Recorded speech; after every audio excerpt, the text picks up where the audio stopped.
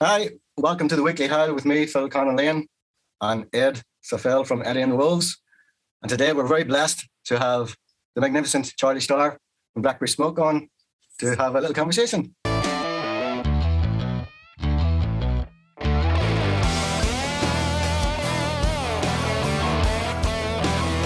How you doing, Charlie? Great, Phil. How are you? Yeah, I'm good. Where are you at the moment? I'm at home in Atlanta. You're in Atlanta right now? That's good. Yeah. Good. So just saw a little bit of the internet from the weekend when you were doing a couple of acoustic shows in Nashville. Mm-hmm. And you had, I'm not sure, was it both your sons up or was it just Kenan? Was it both guys? Both of them. That was pretty cool. Yeah, it was great. It was, my heart is full. Yeah. It looked like, how do you pronounce Kenan's? Is it Kenan or Kenan? Yeah, Kenan. Yeah. Kenan. Mm-hmm. He looked like he was having a ball. He was giving it loads. He was giving it lots. He did. And I'll tell you, my wife was, my oldest son he's 25, so he doesn't need any guidance from mom. But Kanan is 8. And so he knew which 2 songs he was going to sing. He loves Oasis. So he wanted to do his favorite Oasis song, all right, okay. Which is Live Forever. And then they wanted to do a Blackberry Smoke song that he loves. So, yeah. And I spread him out a little. Yeah. And he waited in the wings, and my wife would go over and say, "Do you want me to sit with you?" And he said, "No, I got it." He's just waiting for his cue. So he sang the songs, and then he took pictures with people and signed a few autographs. And then he got in my truck and threw up.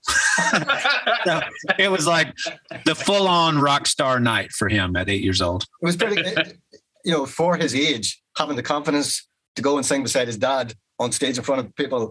That's pretty neat. Yeah, it was. I was really surprised because he is a bit of a bashful fellow at times. And I thought, well, this might be hard for him, but it wasn't. And he was, I don't know if you could tell from the video, but he was belting it out right in my ear. Yeah. And, he's a little guy, so his voice is obviously really high. Yeah. And I didn't even think about that beforehand. I thought, whoa, okay, well, if we're singing in G, he can't sing down as low as I can. So it's going to put him way up when he goes above. And you know that as a singer. Mm-hmm. And he did it. He did it just fine. He did it, yeah. It was actually really very, very cool. No, I know you've done a lot of cool stuff, but that was particularly cool. Yeah, it was cool. Was this the same son we saw on Instagram with you having a lightsaber fight with? Yeah, mm-hmm. Same. One and the same. Yeah. And Christian, your other son, yeah, he was on stage with you also, yeah? Yeah, and he's a great guitar player, and I knew that. And he came and sat in with the band when we did our yearly Tabernacle show. Yeah, the homecoming show. Yeah, he did Fairies Wear Boots. Yes. And Paul Jackson's son, too. Yes, so, yeah, and so Paul, I had Paul, he got down off the stage. He said, "Here, take my guitar, play through my amp to Spencer," because it was kind of last minute, Yeah. And so I kind of felt bad because I was the only one of the dads up there. But I was like, "Well, you're fired, Paul, and now your son gets to get." Christian, I asked him if he wanted to come and sit in at the acoustic show, and he said, "Yeah." We picked out a couple songs, and he surprised me with his singing, especially his harmony singing. I didn't know he was going to do that, and we started, and I looked over and was like, "Okay, yeah, that's it." Yeah. Well, Blackberry Smoke's all about brilliant vocal harmony, so he's been well tutored. Oh, he's got it naturally, and that was good to hear. I thought, okay, well, he doesn't need any direction here. He's got it. So has Christian got his own band as well? He's been in a couple of different bands. He lives in Nashville, and okay. He's got a couple of different projects going on. Right. Okay. And I wish him well. Yeah. So the whole pandemic thing as well. We'll just speak really briefly about that. Yeah. That kind of put the whole world on the back foot. And because you guys are probably the most road dog toured band maybe in America, it must have really affected you guys a lot, more so than other bands who don't really concentrate on the road as much as you guys do. Because you guys play like over 200 shows a year all over the world. Yeah, it's been really odd. And I kind of took it as in the beginning it was scary, because it's our income and our job. And so we made it through the 2020 as it were, and we made a record, and that was 10 days. So that didn't take a whole lot of time out of the emptiness, Yeah. And so then we got started and finished, this last year we played a lot of shows. It started off in a strange way with the drive-in shows and the socially distanced, the people in the little corrals. Yeah. I think you guys were one of the first bands that I was aware of that took part in that particular idea of a new thing, the drive-in. That must have been really strange because you guys is all about the connection with the audience. Obviously the bigger you guys have got over the years, that's maybe a little bit different. But like back in the, when I toured with you 10 years ago throughout Europe, we were playing in small venues. The crowd were right there. Yeah. So that was intimate. And to go from that, I know it's an evolution over the years, of course it is, but that must have been a very strange feeling especially for you being the singer and the front guy. Yeah, it was really odd being that far removed from the audience, and especially because they kept the distance between the stage and the front row, if you will, was real. That was a canyon, and it was really odd. We turned to each other really because we were missing the interaction from the audience. So it was kind of like a rehearsal. But it really, and you know what I mean when I say we had taken such a break that it didn't matter. As soon as we played like a big A chord, it was like, this is why we do this. Yes. It's the feeling of this big A chord. Yeah. Oh, for sure. And so then we're all grinning, and having a blast. And it, in those situations, it was like, oh, well, it's a plus. There are some people in their cars out there. I can hear them honking their horns. And that's how they applauded you, by honking the horns. Yeah. Well, they were told, I think at a lot of the ones we did, they said, don't honk your horn until the end, because it would have been a little But I actually talked to a friend that's in a band called Whiskey Myers from Texas, and they played, I think, one of the very first drive-in shows in America. It was in Texas. Yeah. And I talked to the guitar player, John, and I said, how was that? And he said, man, it sucked. Yeah. And here's why, because the one that they did, it was I think an acoustic show, and there was no PA.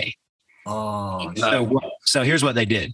It took me a minute to get it. And he said, I said, well, how did people hear you? And he said, there was a feed coming from front of house that went to a specific radio station. Oh, and they tune in. The people were told to tune to 88.3, and that's your audio. Yes.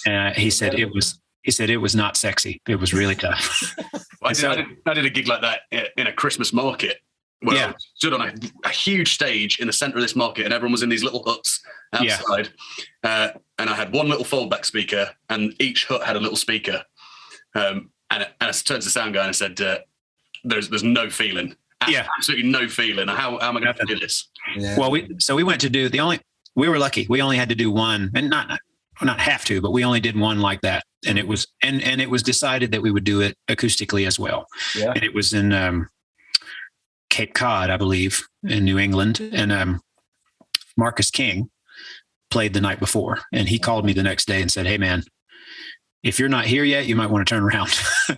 And I said, really? And he said, he explained it was that situation. And he said, our drummer hit a snare drum and the cops came with no PA, just whack. And here comes the blue lights. Yes. And it was all about the people that lived in the surrounding area that were complaining about the noise. And I thought, are you shitting me? We've all been locked down for a year and a half, and you can't stand the sound of a snare drum? Yeah. Well, wow. I think America were the first ones really to, you guys and other bands were the first ones to try and move forward through the whole thing. Whereas in the UK and Ireland, it was kind of, no, let's just wait. Yeah. Let's see if we come out of it. But then it became more apparent because lots of bands weren't able to travel from the States over to Europe to do their tours and their shows. So I think eventually, bands over here started to try, even though there was a lot of online streaming stuff and online gigs, but as I said to Ed last week, they got old really, really fast. Yeah. Really, really, because the disconnection. You're just basically shooting a video the whole time. Yeah, that's right. They don't hold up in any kind of memory, really. No. They're not as tangible as being in a gig, are they? No, I can't. Yeah, I agree. And this you can edit this a little bit. Obviously, this podcast is not going to be shown for a couple of weeks, so the announcement has already been made that you guys have had to postpone your tour to 2023. Yeah. So, and I'm sure you're aware. I'm sure Trey has been keeping an eye on social media. I'm sure you all have. But there was a lot of not upset, but a lot of the diehard fans that personally, Charlie, yourself, like, why are they not coming over? Could they let us know? Some people just don't get that an American band just can't come over for like 6 shows in the UK. Yeah, I can't. It's financially not viable. It's just not. So you had to is this the show we were going to go to next month? Yes. Oh no. Yeah. Sorry. I can expand on that a little, because you're right. There were a lot of pissed off people, and I get it. I mean, nobody more pissed off than we are that we can't go. And plus, we're losing 8 weeks of work. So that being said, here's something that I've come to understand throughout all this, because every band that I can think of has had a tour or at least a run of shows postponed or canceled. Yeah. And here's sort of the meat and potatoes of it. I saw a lot of people that were like complaining about why they would find out later than sooner. And if it were me, if I had my way, I would love to have said, we're not coming.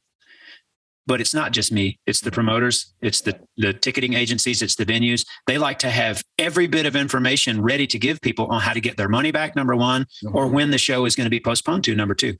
Otherwise, it's really sloppy to just come out and go, hey, by the way, we're not coming. Yeah. We'll get back to you. Yeah. But in this way, they're able to say, okay, the tour is not going to happen right now because of all the restrictions around the different countries in Europe and in the UK. Yeah. It's going to happen instead here. Your tickets will be good then. And if you want your money back, you can get it back right now from this link. Yeah. And I explained that to a couple of friends that I have over there, and they got it, because they were like, why are you waiting so long to say? I'm like, yeah. But the thing about it is though, Charlie, because that happened so, not just in the case of yourselves, but that happened so often throughout the whole pandemic. Yeah. Bands were postponing tours. For instance, our little band, we had to postpone our tour twice. Yeah. But it was the same thing. We had to hold back to contact the venues, reschedule the dates, and then put it out in one go, like you say, so that everyone knows exactly what's going on, why it's happened. If they want to refund, they can. If they want to, rebook a hotel or whatever, they can do that as well. But there are some people that just, because they're so passionate about music and bands, they get really frustrated. And I understand that, as you do, and Ed understands as well. People get very frustrated because they've been looking for it. I haven't saw you guys play live in 3 years now, I think it is. The last time we were together was Ramlaman Festival, I think, the last time I was with you. I think it was. Yeah, that's 3 years ago. So I want to see it again, because you've had You Hear George album. I want to hear that album played. So I haven't disappointed as anyone, but I completely get it. Ed gets it. The vast majority of people do understand that it's not just we can't come, but we'll let you know. Yeah, it's better to do it the way you said. Of course, it is. We've had other. Also, here's another thing. There are some bands that are canceling or postponing tours just because they don't feel comfortable touring, and that's their right and their opinion. Yeah. That's not the case with Blackberry Smoke. We basically were told, okay, you can't do this because you're going to lose this country, these shows. So like you said, we can't go over there to do 6 shows. It's got to be 6 weeks, So that was another thing. We waited a while working with the promoters to see if they could make it work, and unfortunately, you can't do it outdoors in February. No, you certainly can't. But I think this week, actually maybe today, Ed, that the governments in the UK, Ireland, and some of the countries in Europe have announced that a lot of the restrictions have been lifted. I saw that last night. Yeah. Like, wow, look at that. So I instantly called our agent, and he was like, well, a lot of that might not go into effect actually till March 24th. But anyway, he said, I know what you're getting at, but we can't salvage the tour. Well, for the sake of another 12 months, providing everyone stays healthy and safe, it's just going to be bigger and better again then. Yeah. I mean, there will come a time. I saw, I read an article with Boris Johnson and his not to get into politics, but and his decision or his comments, about letting it rip, basically, like, okay, well, this will move into flu-like territory in that. And I saw a lot of opposition too. So if that happened here, or if that's spoken of here, I'm sure the same thing will happen. You'll have some people, and then you'll have a bunch of other people who will say, no, this is stupid, you're wrong. So it's just constant. It is. And that's the way it's probably going to be. Can't plead them all. Yeah. That's the way it's. I think so. It's going to be a never-ending thing for the foreseeable future, I'd imagine. Did you happen to get COVID, Charlie? No, knock wood. You've been lucky enough to miss it, have you? I missed it. Paul got it. Brandon got it. A couple of our crew guys got it. And they all. Oh, you did? Yeah, did you? I just got it 2 weeks ago, and I'm just recovered this week. So, and I was triple vaccinated as well. So did you have a rough? Thankfully, my buddies have been saying to me, well, what was it like? And the way I explained it was, it felt like a heavy cold. But I would not have liked to have had it without the vaccinations. Yeah. Because that seems to be the, you could have been really severe. But most people I've spoken to. Yeah. Same thing. I have sorry. No, go ahead, sir. All of our guys had a pretty mild time. Brandon barely had a symptom. fully vaxxed. Preston, our percussionist, he had a little rougher time. He felt pretty bad for a week. It put him in bed, Yeah, really. But even at the end of it, he said, well, this is interesting. He said it put him down, and he was vaccinated as well. But he said, man, one thing I noticed about mine, and he didn't have any congestive problem. It was all body aches and fever. And he said, but I will tell you this, it did not feel natural.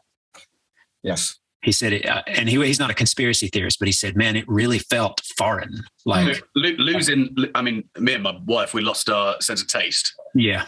And, that's something you can't even comprehend. Right. And then it happens, and we were loading up spoons with chilies on and hot sauce and, anything, oh, what does this taste like? Smell this nappy. What does this smell like? Yeah. Just doing anything. And then there was a whole trick, if you burnt an orange and then you ate it, that was supposed to give it you back.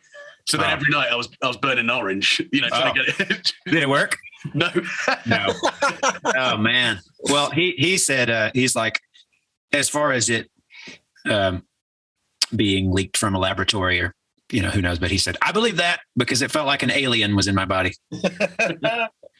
But sometimes though, not to get into politics and not to get into conspiracy theorist or something, but sometimes the simplest explanation is just run with it,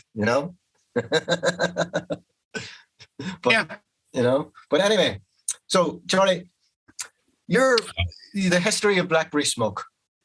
Can you give us a little bit of I know a lot of people do know the ins and outs of the history of Blackberry Smoke, but for those who don't, can you give us a brief synopsis of how you ended starting Blackberry Smoke? And in particular, because you told me the story yourself, but how the name Blackberry Smoke came around and how to where you guys are now, where the band's a little bit more expanded than it was a few years ago. Well, so it started with myself, Britt, and Richard Turner were in a band from Atlanta with another singer called Buffalo Nickel. Yeah. And we had played with that guy. His name is Gary Starr. Great dude. Great songwriter.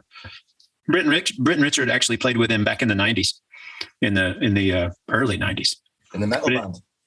Well, actually, that was a different band. Then they were in a band with him, and then they were in their metal band called Nihilist for years. And I moved to Atlanta in the early 90s and played in several bands as well. And then I wound up in that guy's band. Yes. And then we played some shows, and then one night he said, hey, I want you to go meet these two old friends of mine. I said, sure. So we go and meet Britt and Richard, and they were sharing a room with the Black Crowes. So the Crowes were there, and so we were all just hanging out, partying, and just being kind of wild. And then I left with that guy, Gary, and he said, did you like those guys? I said, yeah, cool guys. He said, okay, well, they're going to be our new bass player and drummer.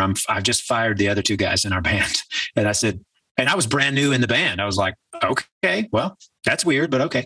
So we started playing together. That was my first time playing with Britt and Richard, and it was great. They have that brother connection, And anyway, so we made a record with that guy for Universal, and then it all fell apart. But we really liked what we were doing together behind him. Mm-hmm. And so we decided to stick together. And I said, I got a few songs, if you want to try these on for size. And those first songs were on our first record, Testify, Sanctified Woman, and Normal Town. And so we played those, and we were playing as a trio. And it was like, well, a trio is tough. We need another guitar player and somebody who can sing high harmony. Because that's what I was doing in that other band. I was singing high harmony with Gary. Yeah. So I actually had a friend named Fred that came and played with us a bit. I had been in a cover band with him. And he's a great guitar player, songwriter. He's in the Georgia Satellites now. Ah. And we played a few shows, and we recorded a few demos of those songs. Yeah. And then Fred decided he's a songwriter too. And so it was it started to be a little odd because we were writing two completely different types of songs. And I remember Britt saying, well, I think we kind of need to choose. I mean, are we going to, not what kind of band are we going to be, but which of these songs, it would be a really weird record if it had a song like Testify and then another song, which is great, but that sounds more like The Clash. You know what I mean? And I said, yeah, well, that makes sense. So Fred decided, he's like, well, this is your band. You do it. I'm leaving. And it made me sad, but he did, and I thought, okay, well, we can't not have this other guitar player and vocal, voice. So I was like, who do I know? And I remembered Paul Jackson, who had been in a cover band back in my hometown. And I called him, and I had no idea if he would be interested. I didn't know what he was doing. Yeah. It had been several years since I saw him. And he said, yeah, I'll come up there. So he came up and auditioned, and it clicked immediately. So then we made our first record with Jesse Dupree producing, and it was just the four of us. And then we hit the road with him, with Jackal, his band. And they taught us how to tour, really. It was, well, they didn't really teach us. They were just like, get a van and a trailer and come on. And we just kind of watched how they operated as far as merchandise and routing. And that's exactly what we did when we went on tour with you guys. Yeah. Well, watched everything. so we took that and, slugged it out in, any place that you could plug in the wall, and for probably 10 years. Yeah. And had a bunch of situations where we wanted to make a new record, and we were trying to work with independent labels, and it kept falling apart, and it was really frustrating. And we needed financial help. We needed basically, a label is like a bank, and they loan you the money to make your record, and then you pay it back. Yeah. And we kept running out of those options, and we were putting our own money up, and doing what we could. We all had day jobs then, and are trying to keep day jobs. And then we all quit our day jobs, and we're like, oh, we're just going to tour as hard as we can, constantly, and build our fan base that way. And we've never really lost that ethos, but then, we made we hired Brandon, because we had some friends come and play piano and B3 on our first two records, and we didn't have anybody in the band. I really missed it. I was like, man, that's a sound that's really important to the kind of music that we play. Yeah. And so we hired him. He came in 10 years later. And then we've toured and made records, and then around in that 10-year mark, I met Benji Shanks, and I started playing with him, playing acoustic stuff in restaurants and shit around Atlanta. And we really connected as guitar players. And I met him, he was playing in a band called the Last Waltz Ensemble. It was a tribute to the band. And I thought, oh God, that guy's incredible guitar player. And so all through this time, I had always looked at Skynyrd and the Outlaws and these bands that had three guitar players. I was like, man, that's cool. And he would come and sit in with us. Yeah. And when he would leave the stage, Britt would always be like, can he stay up here? Because not only is he a great lead player, he's a great rhythm player too. And he's got a really good pocket. And so eventually he just stayed. And then around that same time, we made Find a Light, and we had some percussion on that record. Yeah. And Britt had always, as a guitar player, wanting more guitar. He wants more percussion. He's like, I want, the stuff that I do on records. This is Britt talking. He's like, I'm putting congas and shakers and maracas and tambourine. I want that in real time. And so here comes Preston Holcomb. And we made our newest record as a 7-piece. Yes. And all live on the floor. Really? Yeah. And it was great. Dave Cobb was like, he produced it, and said, you want everybody? He said, I want everybody. This is a great sound. Let's capture it as it happens. Yeah. That's how real records are made. Working with Dave Cobb as opposed to Brendan O'Brien that you did Know the Roses with. What, in your opinion, how did it feel as far as you being a musician, the different dynamics from Dave? I don't mean in a disparaging way to either guy, but the different dynamic, how did that feel for you? Well, they're very similar in the way that they work. Yeah. They both work really quickly. And they both love, vintage tones as far as drums and vocals and guitars. And neither one of them is really big on using a click track or any sort of, tuning vocals or anything like that. They like to capture it real and raw. In the case of Brendan, and Dave Cobb probably too, if I had let him, when we made the record with Brendan, he said, hey, what kind of record do you want to make? And I said, well, he goes, you just made a record where it's just you playing. And I said, well, I've been listening to Led Zeppelin 3 and Physical Graffiti a lot. And there's a lot to hear there. There's a lot of things that happen and they go right by you, but they stick in your mind. Little things like a backwards cymbal or a little sneaky little Mellotron thing, or these little slide guitar breaks and, doubled vocals. The little things that we don't necessarily specify unless you put headphones on and are like, oh, that vocal is double tracked, At that point, Brendan was like, well, let's do that. Let's dress it up. And it kind of, I love it. That's one of my favorite records we've ever made. We had some fans that were like, "Oh, this is too different." I remember when I first listened to it. It was around, I can't remember what year, but I remember we had a conversation. You and I had a conversation in Dublin very briefly in Ireland. I think maybe the record had just come out, or you just finished doing the record, and you said it was with Brendan Brown. And the first thing that was implanted in my head was, "Well, it sounded like AC/DC." So I was getting into that record expecting a thing from it, a certain kind of vibe. And on certain tracks, I was going, "Ah, man, it's got those open. There's a lot of open chords that are in, and I was thinking, it's kind of AC/DC in places." Yeah. So I was kind of like, yeah. I remember thinking that. Well, Brendan, much like Dave. Well, here's a good example. I was sitting with Brendan one day, and he did that King's X Dogman record. And I said, "Man, that Dogman record is one of the most incredible sounding records I've ever heard." And he goes, "Thanks." I said, "Can we make a record that sounds like that?" He goes, "Nope." And I laughed, and he goes, "That's not what your band sounds like." So he and Dave are both very good at taking your band and making your record sound like your band, not like, someone else. There are other producers who they put their own stamp on things like, okay, this record sounds like this guy because he produced it. There's a lot of this or a lot of that. They don't really do that. Anyway, at the end of the day, I was very, very pleased with the way the record turned out, but it was very enjoyable because he was a lot like Brendan. You spend most of your time laughing. Yeah. Both of them are very funny, and they're good. One of the jobs of a producer is to keep people comfortable. And you hear Georgia is, for me, even all my buddies, Brian, Brian and that. Yeah, we've all said You Hear Georgia is the best record, in our opinion, since Whippoorwill. Yeah, I think it is. That's just our opinion, Yeah, I get that, and I'm not removed from it to where I can't, or I'm not too close to it to get that. And I remember thinking, and it really, I think, is. I don't know. It has to do with the collection of songs themselves, and the way that it sounds too, because it's very much like the Whippoorwill. It's live. It's I mean, the most of the vocals are obviously done or overdubbed, but there are a couple of scratch vocals. The song "Old Enough to Know" is completely live. There's not one overdub on it. It's completely. It was a great song. Thank you. It was the second take, and I remember thinking, this is a song that we're going to put a lot of stuff on. We're going to put pedal steel on it and fiddle and whatever. And Dave goes, "Nope, that's the song right there. We're not changing anything." And I get it. It's very sparse. So when a producer says, when you've got kind of an idea in your head, how a song, like you said, pedal steel and stuff, and a producer says to you, "No, Charlie, it's not going to," how do you correlate that and say to yourself, "Okay, I'm just going to go with what the producer says, but in my instinct tells me I need the pedal steel, but he says no, so let's go."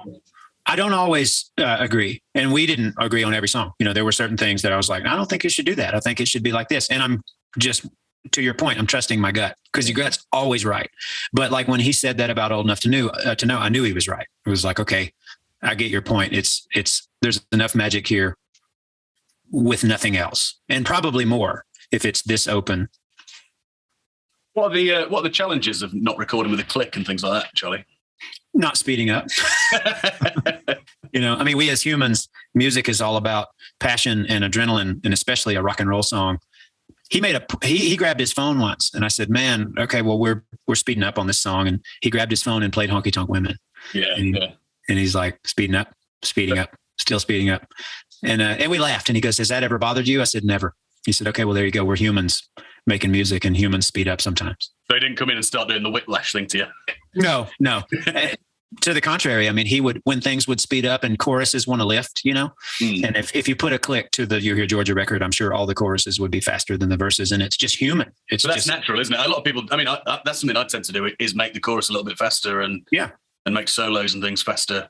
Yeah. It's like Jimmy Page, when they were recording Stairway to Heaven, he said, "It's got to speed up at the end." I know that's against the rules, but it has to. And he's right. That's the way music flows. Yeah. He's the master. So yeah.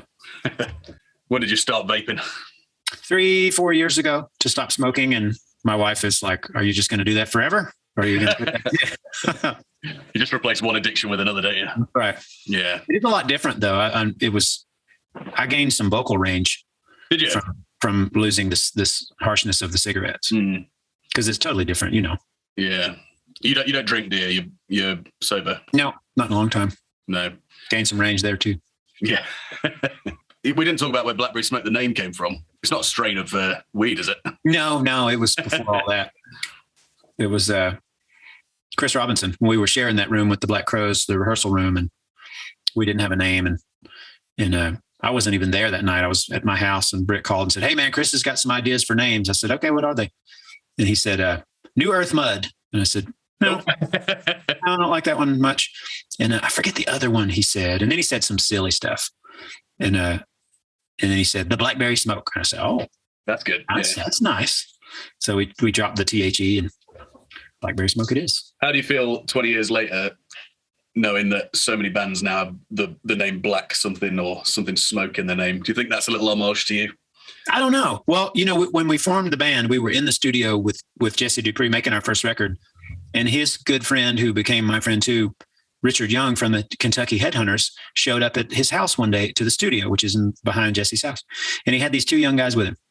And, we're in there making the record. We had been together about a year or so. And these two young guys are his son and his best friend. It was John Fred and Ben. And he said, they just formed their new band. They're called Blackstone Cherry. And I remember looking up from I looked up from my guitar and was like, what are they called? Because we were sitting here and we were Blackberry Smoke. Yeah. But they didn't know who we were. So it really was a complete coincidence. Yeah. But I thought, oh, well, that's crazy that, and then 20 years later, here they are. They've been together 20 years. And it's like, well, here we are. You were talking about the Black Crows earlier as well. And we went out on a night out the other night to see Those Damned Crows. Yeah. And of course, Blackwater Conspiracy. Yeah. We're all related. My friend Keith Nelson, formerly of Buck Cherry. Yeah. We threatened years ago to tour with Blackstone Cherry, Buck Cherry, and Blackberry Smoke. And that's a mouthful, handful. I'm seeing in that mirror an Eddie Van Halen Strat. Yeah, right over there. Can we see it a bit closer? Can we see some of your guitars in the room? Yeah, that's a 58 TV Junior. Wow. That's a 57 Les Paul Junior. I'll be right back. Hold on. Called TV because it's TV yellow, isn't it? The yellow showed up as white in the 50s in black and white TV. Is that right? That's what they say. It was called limed mahogany. That was the official color, and then it just got the nickname. But I got this new. I bought it the week that Eddie passed. Funny, a friend of mine that has a music store in Detroit, in the Detroit area, Rock City Music. He texted me a picture of this guitar and said, "Hey man, I got one of these EVH Frankensteins. You want it? It costs this much, whatever." Yeah. And I said, "Nah. I mean, I do, but do I really need that?" And I kind of passed on it. And 2 days later, Eddie died, and it was it was a shock. I had no idea that he was that ill, Yeah. And so, my wife and I are in the kitchen crying, and it was crazy, so emotional for rock and roll people, And anyway, so I texted my buddy and said, "I do want that guitar." And he said, "My dad bought it." And I was "Oh, damn." And he said, "I'm going to get you another one." And he got me one in a day. So, and he said, "It's a good thing you hit me up because they'll be gone. They'll be all gone." Yeah. I've got a guitar here that my wife designed and made that's of a similar ilk. Still needs some parts, but oh, look at that. That's beautiful. Yeah, it needs a bit of yeah, man, that's a real Strat. It's got a pick guard somewhere that's being put together. Yeah, when I can figure it out. How many guitars do you have now, Charlie, that you consider that are your guitars? I don't know, maybe 40. 40 guitars? Wow. 40, maybe 50. I haven't counted in a while. Yeah. Was there a particular moment when Blackberry Smoke had been touring for a long time and scraping by? Was there a particular gig or particular moment where you thought to yourself, you and the guys said to yourself, you know what, this actually might work out as a good career for us where we can actually sustain ourselves and, live properly? Was there a particular moment, or did it just evolve over time and just, kind of grew? Or was there one particular moment you thought, yeah, we can do this? Well, I don't know that there was a moment that I can pinpoint, but I remember when we put the Whippoorwill out, and we started to sell more tickets to shows. Yeah. And it wasn't because of radio or having a hit or anything like that. It was just word of mouth. But we got some really good press when that album came out. Like the New York Times reviewed it, and this really snarky guy. And he gave us a good review, which was great. I thought that he would probably rip us to shreds, but he didn't. But we got some support from some different publications like that, big ones, Rolling Stone and NPR. And that, that kind of thing is really valuable, and it starts to bring people around. So I remember the first club that we sold out. Wow. It was in North Carolina. And I remember we got a bus, which I thought was really cool. And I remember pulling up in the bus, and there was a line of people around the club. And I thought, oh man, look at this. So that could have been like, hey, you know what? This is working. Yeah. I don't know how long it'll work for, but right in this moment, it is working. Can you tell us the story?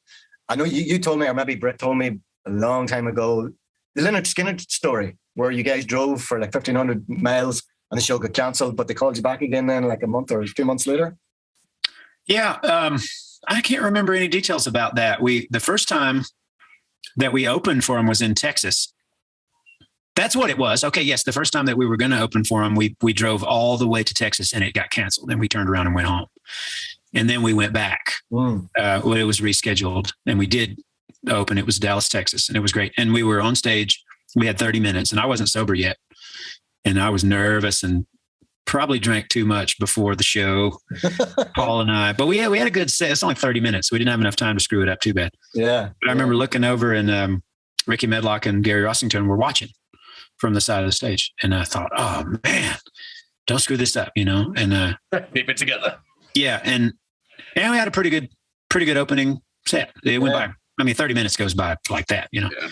And we got back to our dressing room, which was the size of a closet, and there was a little handwritten note from Ricky Medlock and said, I love what you're doing. He gave us his phone number and it's like, let's get together. And I think he wanted to produce the record. Wow. Anyway, we were already, had already done that with Jesse, but we became friends and been friends ever since. But that was a huge moment for my 13-year-old self, Yeah, I can imagine. Wow. But then, like you said, at that point, because I remember, because you don't drink now, and ever since I've known you, you don't drink, and you don't really hang out much, like after the shows. I've been at so many of your shows that were in the dressing room afterwards, having a great time with drink, and but you don't really, you hang around for a little bit, but you clearly don't like being around that much alcohol anymore, which is fucking great. It's awesome that you've been so long sober. But how do you find that? Because when we were on tour with guys, like it was me, it was Brandon, it was Paul, it was Doc. Yeah. My guys out of the band, we'd always go drinking. Yeah. But you never did. Britt didn't really do that much either. But you certainly, then you would go back to the hotel or go to the bus and stuff like that. Yeah. So, is that difficult for you, or is it just something that you've got used to and you just don't want to be a part of? No, it's just a habit now. And I don't even mind, being around people partying. It's I quit drinking about 15 years ago, and it really was because I was so bad, you wouldn't have liked me much at a certain point of the evening.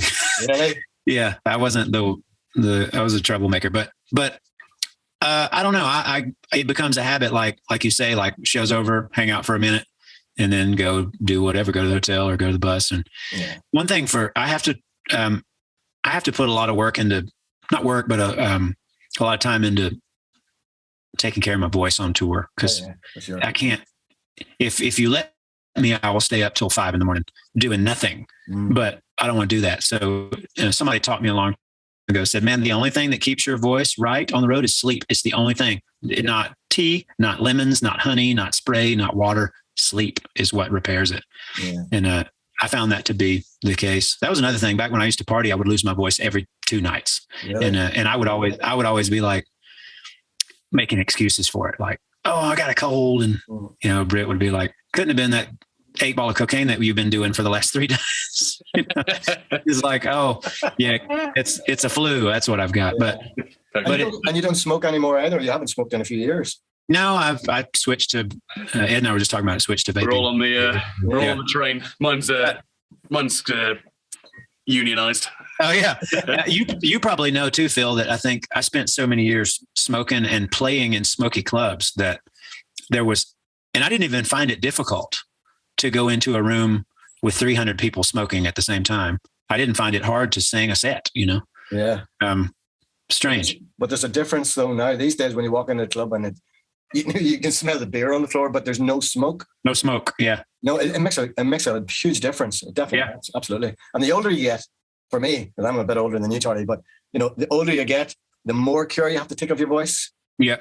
So it's not like when I was in my 20s and early 30s, there was no song that, high notes, there was nothing I couldn't hit.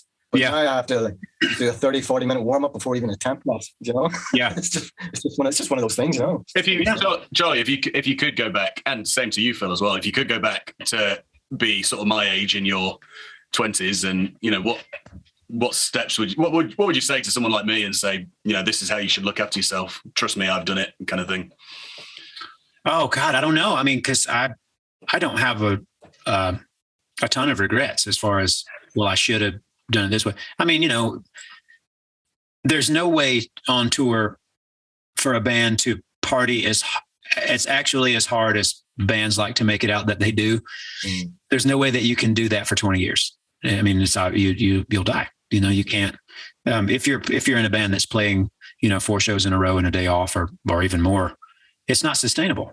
Not in my opinion. So I would say, hey, if you're going to do this, it is a job.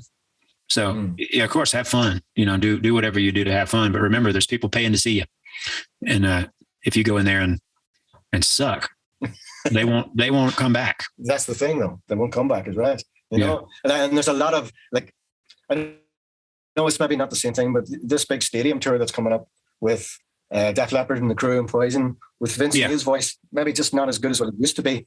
I'm sure he's trying his best. Of course he is, but he partied. That band partied hard for years and years and years. Yeah, man. So it's gonna be interesting. I was talking to Warren Haynes not long ago. We were talking about the guys, starting with Robert Plant, and we were talking about guys that can still do it so well, like Paul Rodgers, Steven Tyler. And he told me, he said, well, there are guys like that hold on to it, and they may lose a little, but they still go out there and can do that thing that we all love them for, Yeah. And then there are a ton that can't, for whatever reason, whether it's age or they blew it out and have nodules or whatever, And he said, it would be really stressful to be in Robert Plant's position, where he physically can't do that anymore. That he can't sing the way he did in 1970. Yeah.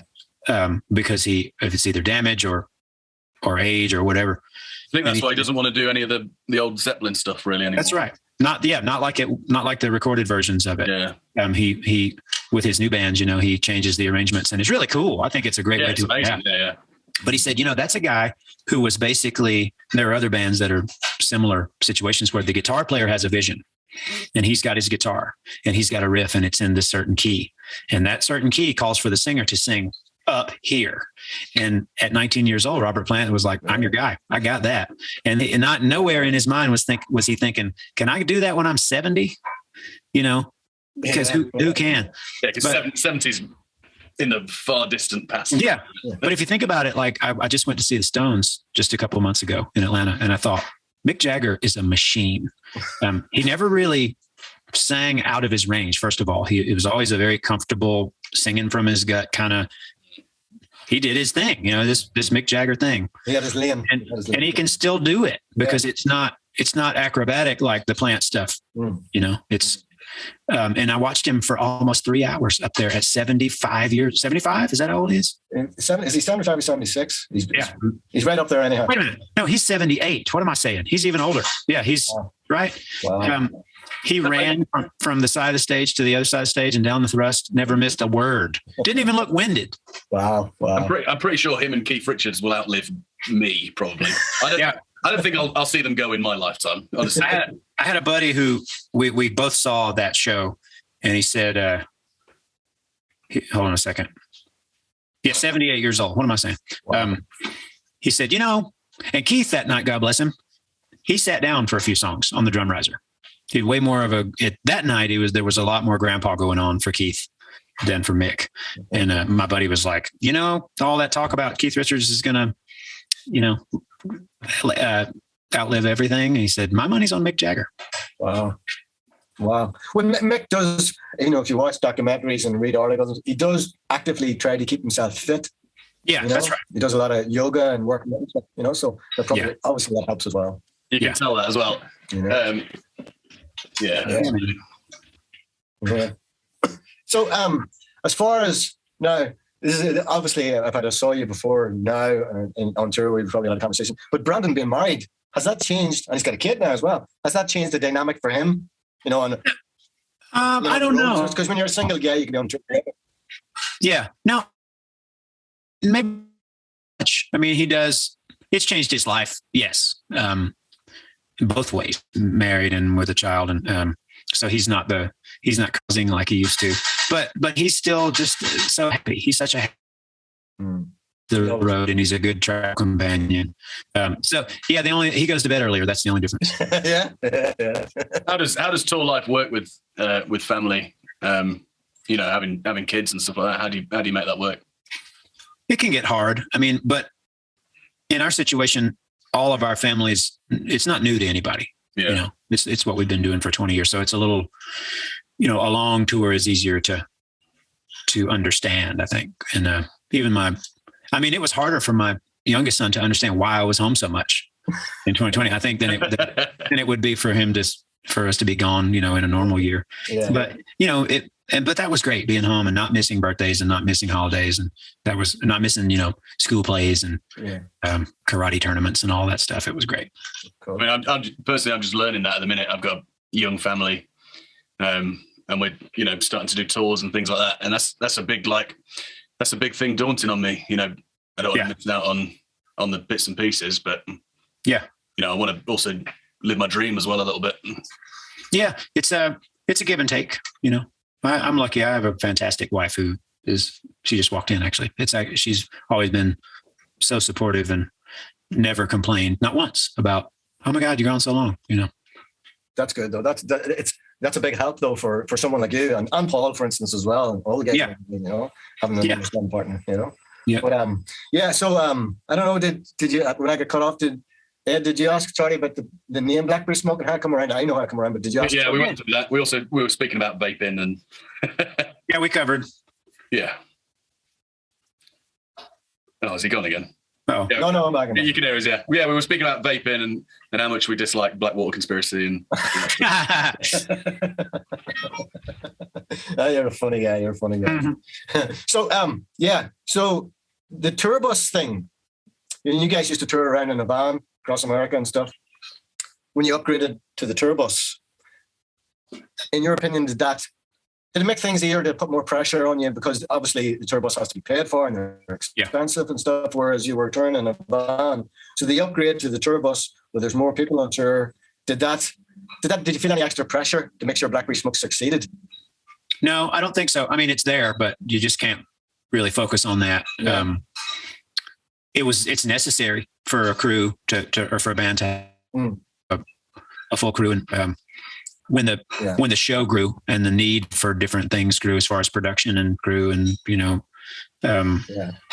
it was really necessary. I remember being very nervous about the thought of doing it, about starting down that path. Like, okay, well, this changes everything. It gets really expensive. But then it's, you know, as far as, you know, finances go, it's like, well, you have to spend money. You have to operate. If you're, you know, a company has to spend money to make money, kind of thing. Have you started at any point seeing it like a business, you know, thinking of it as your business, or is it all straightforward? This is about what the business stuff can be. I mean, you have to, you know, we're partners. So it's, you have to be involved, and the business is a huge part of it. I wish that I could unplug and say, I don't want to deal with any of this. But you have to, you know, it's necessary.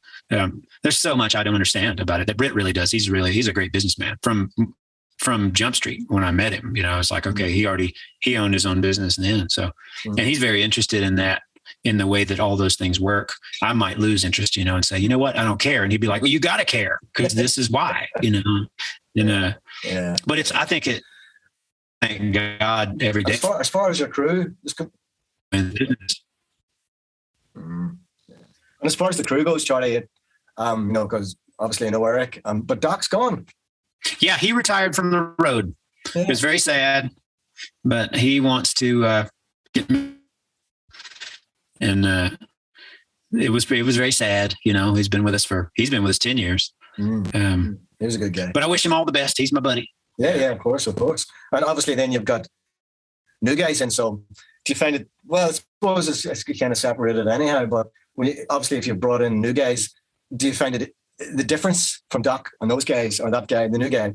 Is it? Do you feel like you miss Doc in certain ways as opposed to because you had a routine with Doc, followed a routine with Doc. So when a new guy coming in and doing what Doc used to do, do you feel? Is there sometimes? Well, that's not how Doc done it, and I'd like you to do it this way, or whatever. How does that work? No, I mean, there's always that. People do things different ways, and you do have to go and say, I don't want you to do it that way. I want you to do it this way because this is the way he did it. But we have a couple of new guys. They're great, and I love it. Then they all were old friends anyway. Yeah. Well, that's great. Good to have a good team that works well together. Yeah. So what's the immediate plans for Blackberry Smoke over the next 10 months, 12 months then? Well, we have a lot of touring to do. It's a bummer that we lost UK and Europe, but sorry, Charlie, we're going to go out to the West. Oh, sorry. Yeah. Sorry, we're going to try and get all this touring done to the West Coast and to Canada, and summertime comes. Hopefully things will be wide open again and we can get a summer tour in. And at some point we'll make another record. I got some songs written and we'll just continue to chug forward. Charlie, can we talk a little bit about your songwriting? Sure. Something that I really I've only been aware of you since Phil put me on you, in the last 6-7 months. And you've become one of my absolute favorite bands. Oh, thank you. And it's something you do lyrically. And I think the way you use colloquialisms in your lyric writing, it's hard to explain, but it's the way you sort of turn a phrase and use sort of, I guess maybe like Americanisms in your lyric writing. How do you approach lyric writing? Well, I love that. I love language. And I love dialect, and I love colloquialisms. They're fascinating to me. Like, what does this mean? Why do people say this? Where did it come from? And the things that you hear growing up from your family or from, older people. And I don't know. It's just, I'm not really good at writing abstract lyrics. No, they're on the nose, aren't they? But they're in such a special way. Like in One Horse Town, where you say, like, you've got a worn out name. That is brilliant. Oh, thanks, man. It just paints such a picture in one line, like of who this person is that you're describing. I've always been a pretty voracious reader, and I have a lot of favorite authors, and that's what those guys are good at. It's painting with words, and I don't know, maybe that's a goal. I think a lot of songwriters too would aspire to be William Faulkner. But that song in particular, that song in particular, every single night you play that song, you could just step away from the microphone, and you have done. I saw you do it. The audience sing it. There's no feeling in the world like that. Mm-hmm. I remember a couple of years ago, you guys had played down in Brazil. Mm-hmm. There was someone in the audience with their camera out as they do, and they were filming it, and the crowd was so fucking loud. It's probably the loudest I've ever heard One Horse Town get sung. It was unbelievable. Like, that must have been a hurry on the back of the neck moment for you. Oh, it was insane, especially since we had never been there before. Yeah. And it really just showed the passion that those people have for music. Mm. But yeah, that was, if I never sing another song, that moment was enough. Yeah. That was awesome. Thank you. Wish I had been there for that one. Yeah, man. Special. Ed, anything else you want to ask Charlie before we let him go? So many questions, but maybe we'll catch up next year when you're back in England. Yeah, man. Absolutely.